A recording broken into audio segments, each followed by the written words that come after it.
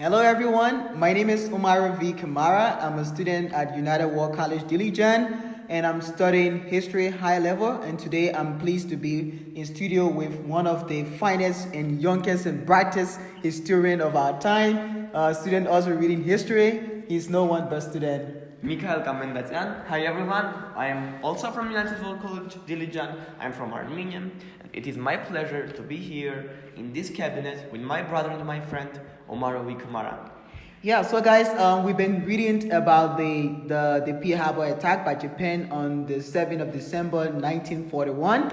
So we've got some rhetorical questions about the event, and our brother here, Mikayel, who happens to be my guest, will be maybe responding to some of these questions, giving his personal opinion to them, since in fact he's a student of history, reading history at higher level. So Mikayel, once again, welcome to the studio. Thank you, sir. And let me welcome you in the Armenian way, like Barakas. Barakas, yeah. Thank you, sir. Thank you. And I hope you feel comfortable in studio. Yeah. It is my pleasure to be here with you and to talk to each other by topic of Pearl Harbor. Oh wow, sure, interesting. So welcome once again. So, Mikayel, so we'd like to know, is there any high evidence of Japan's guilt in the attack on Pearl Harbor?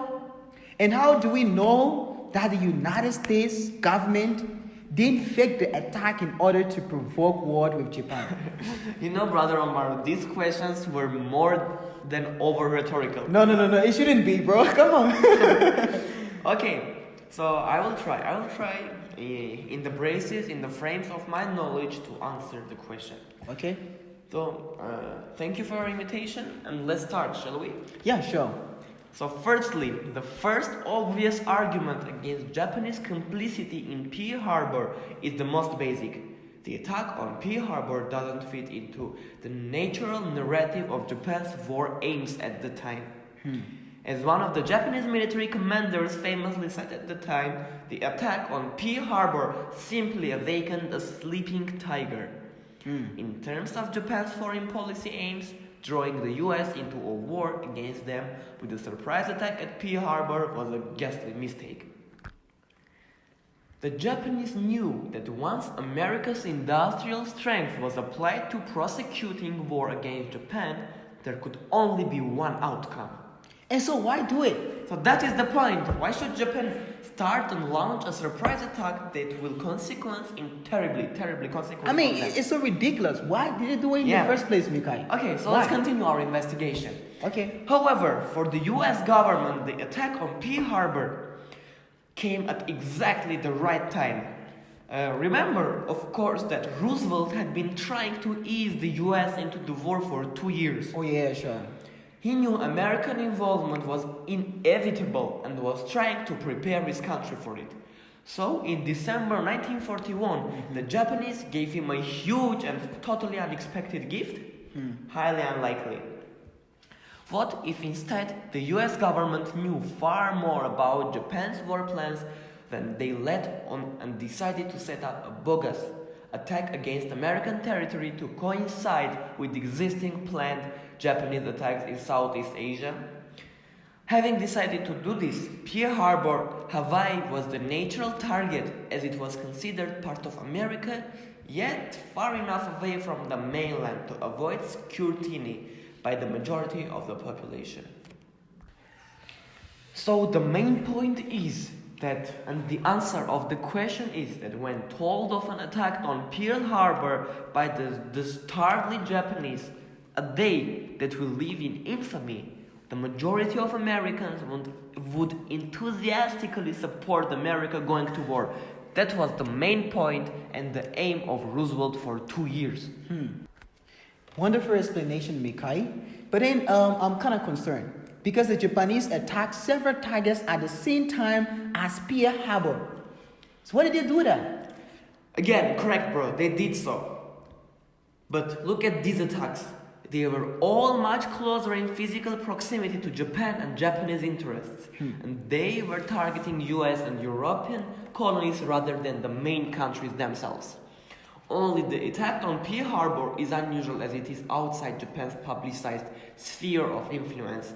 And It was directly targeting a major world power instead of just hitting one of her colonies. Oh. It makes much more sense that the Japanese military attack in Southeast Asia than in Hawaii, which is exactly what happened. Only the attacks in Southeast Asia were all Japan did. Pearl Harbor wasn't them. Remember, even Japan's fabled conquest of Singapore came as a result of a war of attrition, not a surprise attack against a well-armed foe. Interesting conversation, Mikayel. Interesting conversation. Thank you, bro. I mean, but I'm still concerned, you know. I mean, this issue of Pearl Harbor is really interesting. Yeah. But you know that Japan actually took credit for the attack, Mikayel. They took credit for the attack. Yeah, why did Why did they do that? If they weren't guilty. Yeah, very interesting question. Thank you. That I'm going to answer right now. Remember that the attack on Pearl Harbor played very well to the Japanese population. It was a major propaganda victory. I would find it highly unlikely the Japanese would admit they weren't involved in such a spectacular victory. Politically, it made much more sense to take credit, whether they were involved or not. So, Mikayel, I mean, there is high court prima facie that says that Japanese delivered a declaration of war in Washington as attacks were underway. Is this true or false? True. Again, remember that the formal document wasn't actually delivered until after the attack was underway. Oh. How lucky for the Americans! If the Japanese had been an hour earlier, then they couldn't use the words unprovoked and surprise in their statements. Oh. If the Japanese declaration had happened an hour earlier, then the US military could be criticized for being unprepared. But instead, they were able to paint themselves as victims. How convenient. But think about this. The actual document makes no mention whatsoever of Pearl Harbor. It does, however, make several mentions of East Asia and China in particular, which is of course where Japan had her main grievances against US and British involvement. And it is noteworthy too that the Japanese attack on US-held Philippines happened the same day, but several hours later, after the declaration of war. Does this make sense, bro? It does. It does make sense. What can I say, bro? You know, incredible information from you, Mikayel. You know, as a student of history, you know, when we look into all of these informations and your analysis, your ability to really relate the information to facts and stuff like that is really amazing. I mean, a lot of things. Thank you, my bro. Thank you. It is a pleasure to host you in studio today. It is my pleasure. So, ladies and gentlemen, once again, my name is Oumaru V. Kamara. I'm from Liberia and I'm studying at United World College, Dilijan.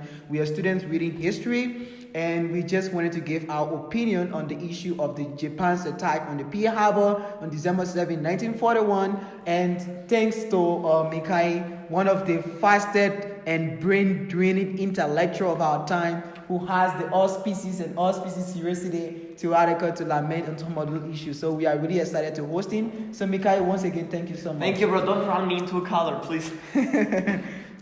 So okay, Mikayel, interesting conversation. So guys, don't go away. We still have a couple of things to discuss, like few things to discuss, and then we're going to wrap up quickly.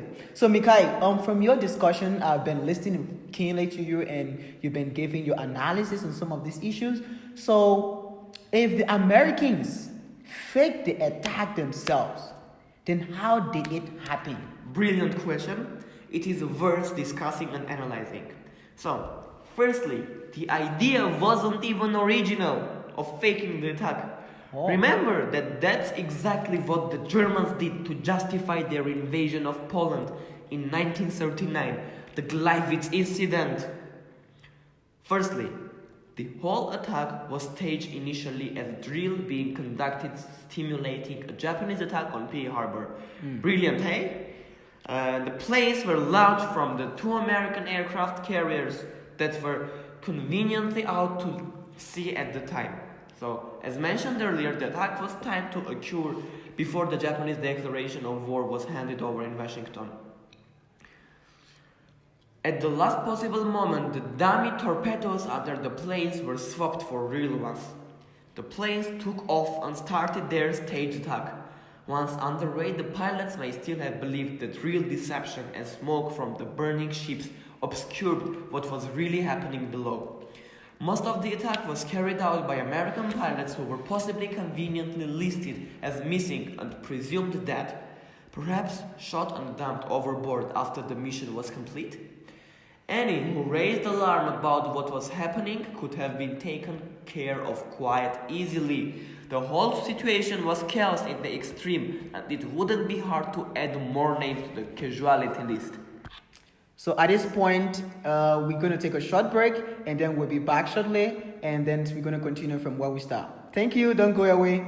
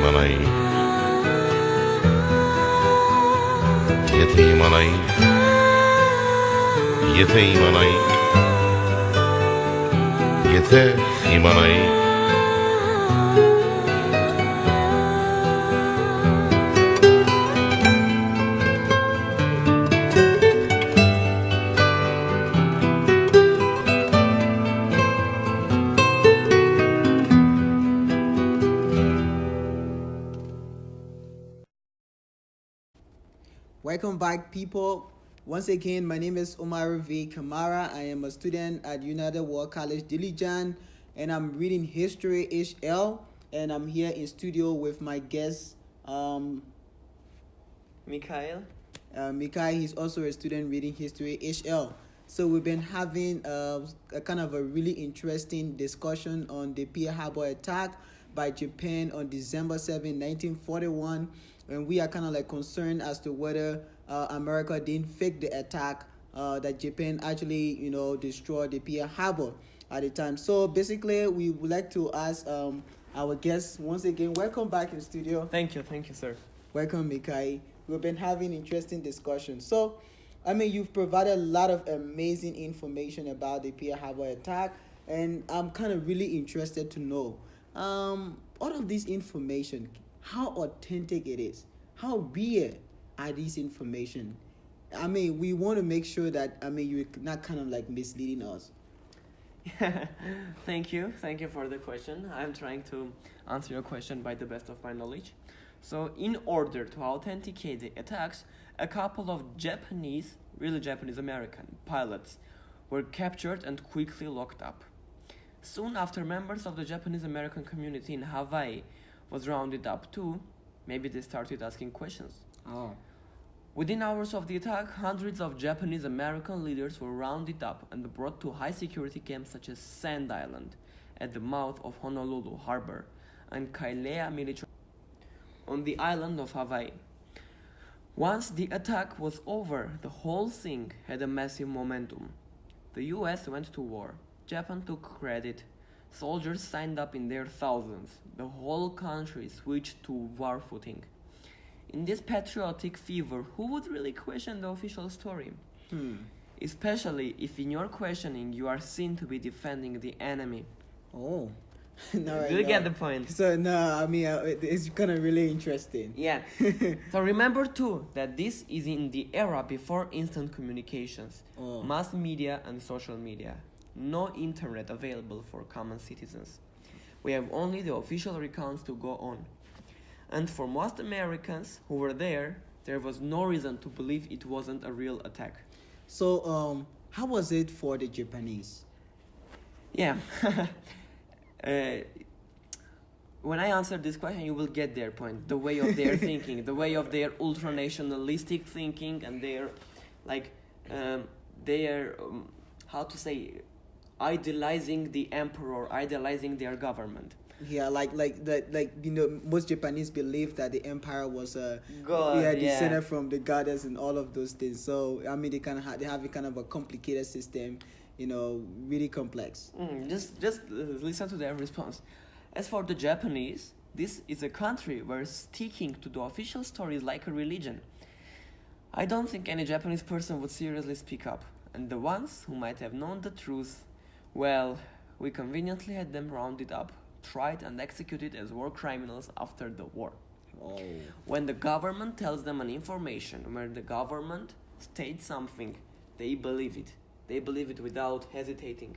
Wow. So this is how their government works. This is how the ultranationalistic thinking and ideology works. This is how they praise their emperor.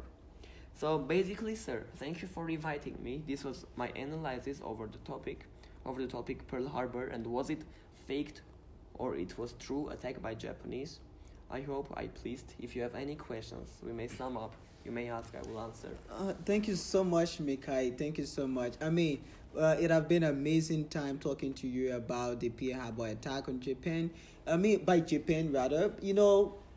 Discussing this issue is really, really important because it's one of these dangerous catastrophe that ever took place in history. And most time people really ignore this issue, but these are critical concerns. Was America really responsible for Japan really attacking them, or what really went on? I think in my mind you fairly did extremely well.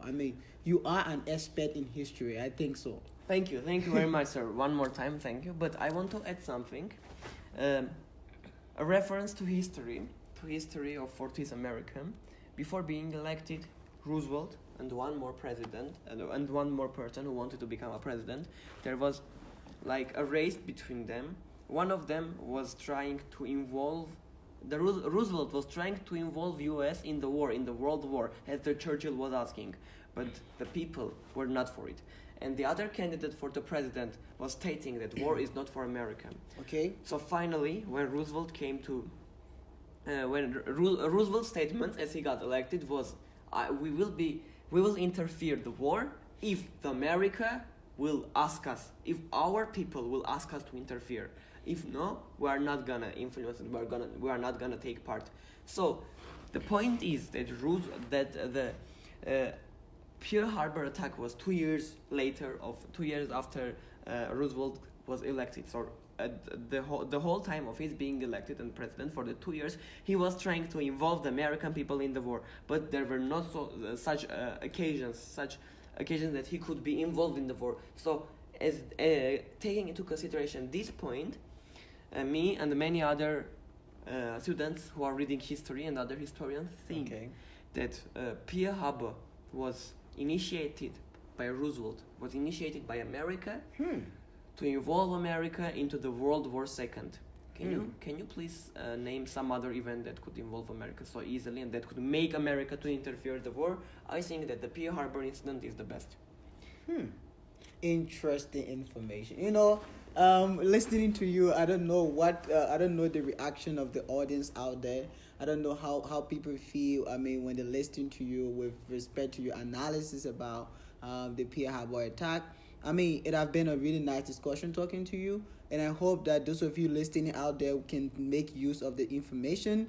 It can deepen in and maybe unearth some of the sentiment or maybe stereotype that you have regarding the Pearl Harbor attack. So once again, I want to say thank you for coming, and it was nice talking to you. Thank you very much, sir. And I want to add finally that I was inspired also by works of Nick Hudson, a teacher from US. Okay. His works inspired me and gave me a lot of information about this topic. Oh, okay. Well, that was great. So it was nice talking to you. Thank you very much, sir. Thank you Thank very you. much. Looking forward to receiving more invitations from you to talk about historical topics. Yeah, sure. Don't worry. So okay, ladies and gentlemen out there, we want to say thank you for your attention, thank you for the time, and thank you for tuning in to listening to this beautiful discussion about the Pearl Harbor attack by Japan on December 7, 1941, which has gone down in history as one of the more catastrophic and destructive event that ever took place. So we want to say thank you and stay tuned. There will be more and more discussion like this, and we'll also have Mikayel to talk about different historical issues. Or maybe next time we'll also have other students from the history class. We'll also give that perspective on some of those issues. Thank you so much. It was nice talking to you. Once again, my name is Oumaru, and my guest was Mikayel Dilijan.